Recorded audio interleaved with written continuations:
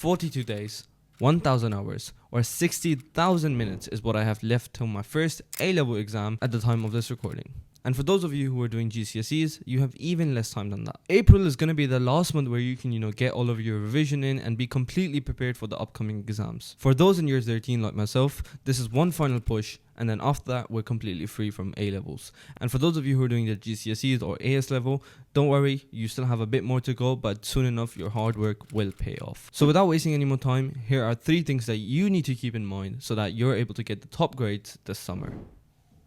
Tip number 1. Lock in. Here's a bit of a reality check for you. We have just over a month left in our exams. So do you really want to be wasting your time doing something else? This time will not come again, so utilize it. As a wise man once said, the pain of regret is far worse than the pain of discipline. We can control everything in our life except time. But once time passes, it can never come back. So quit playing around and lock in.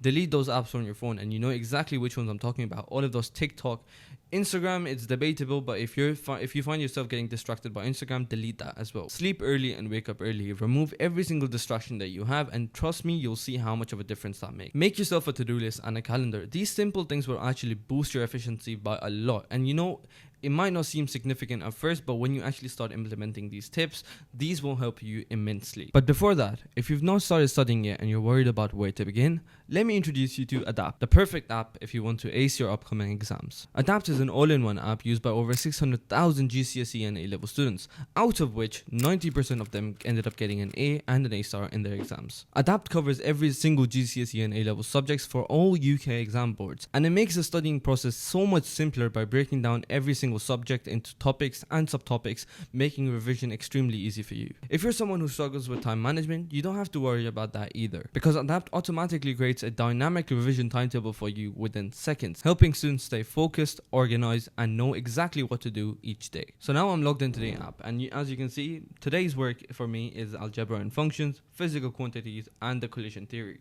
So let's just go ahead and open physical quantities.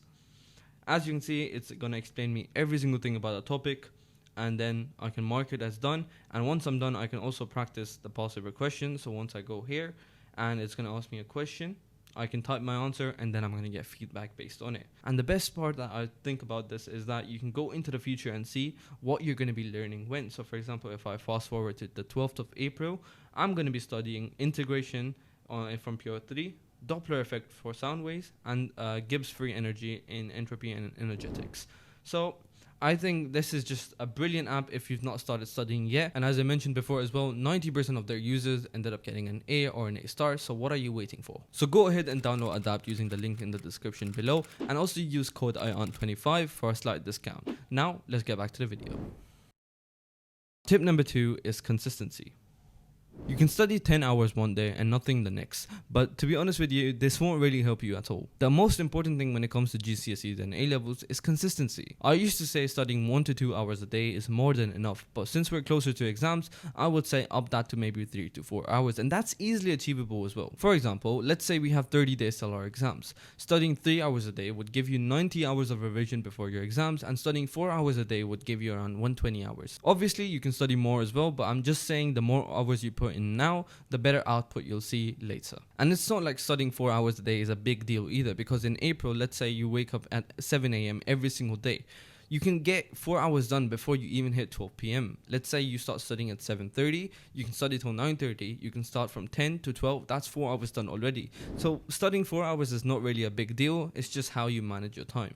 So you can even get let's say 6 to 7 hours. I wouldn't recommend that's healthy, but if you have to do it, you gotta do what you gotta do. It may seem like a lot, but honestly, it's nothing. So just grind now and enjoy your success later. And last but not least, tip number 3 that I want to bring up is use AI to your advantage.